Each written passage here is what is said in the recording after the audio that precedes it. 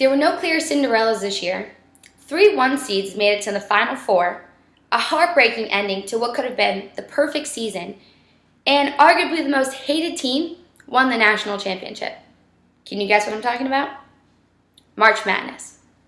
March Madness is a famous, worldwide phenomenon that takes place every year. This is the NCAA's tournament for men and women's basketball to determine who the national champion will be. It's a fun way for people to get engaged, play a game, do the bracket, and so pretty much it's very easy. I love basketball. Coming to a school that has a really good basketball team allowed me to enrich my love of college basketball. So now every year I participate in the March Madness Bracket Challenge. I'm here to inform everyone of what March Madness is and give you a simple breakdown of how it works. I'll talk about Division I, how there's a Selection Sunday, and then ultimately the layout of the bracket and how it works.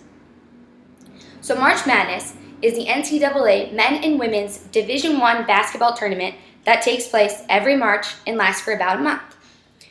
Division I is the top division of the NCAA. There are 3. So Division I is most notably known for its scholarships. It allows athletes to gain scholarships to be able to participate in their sport that they choose and to be able to go to the school. But Division I has a few criteria. For basketball, it needs to be that the team needs to play all Division I teams except for 2 games. 1/3 of the games for men need to be played in their home arena, and most notably, there are minimum and maximum scholarships that can be allowed for each athlete. But Division I is really popular because it's on TV a lot and it's very publicized. At the end of each regular season, there is the selection committee, who is comprised of athletic directors from various Division I schools around the country and from conference commissioners. And Selection Sunday is the Sunday right before the tournament begins, where the selection committee announces who's going to play in the tournament. The selection committee chooses who will have what seeds. The seeds are 1 through 16. In the tournament, there are 4 regions: the East, West, Midwest, and South. So the selection committee decides who's going to be 1 through 16 for each region. The selection committee has quite a bit of power since they can decide who's in the tournament, who's not in the tournament, and seeds, obviously. The number 1 seeds are the most important since they are the best seeds, the best teams in the country. This year, there was an article written about the winners and losers from Selection Sunday. I'm just going to focus on 2. One of the winners was Duke. Why are they considered a winner from the Selection Sunday? Because they were given the 1 seed in, pretty much everyone knows, in the easiest region of the bracket this year. They played well all year, but they didn't win their conference.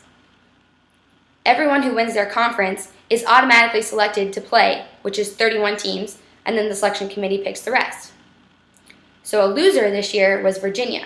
Virginia was a powerhouse team all year long, except for the very end when they started to go down.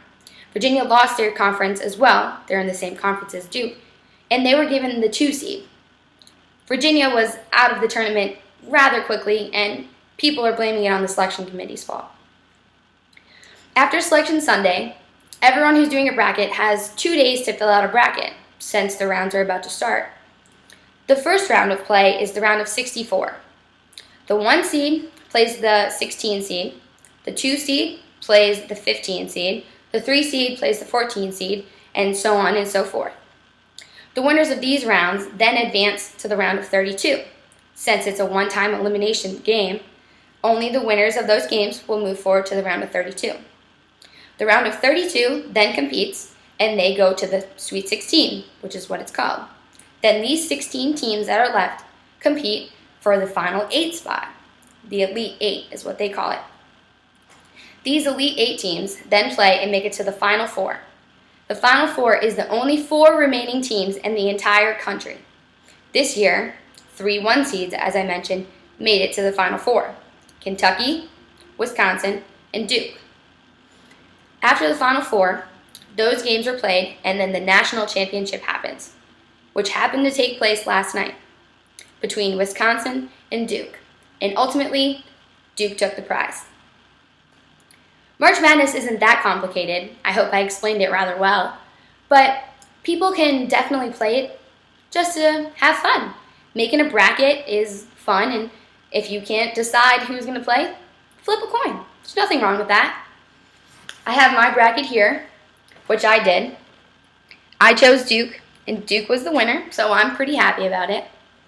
So I'm leaving you with the question of who's going to win next year. Are you going to participate? I don't think it's that hard. Just have fun with it. Maybe Duke will win again.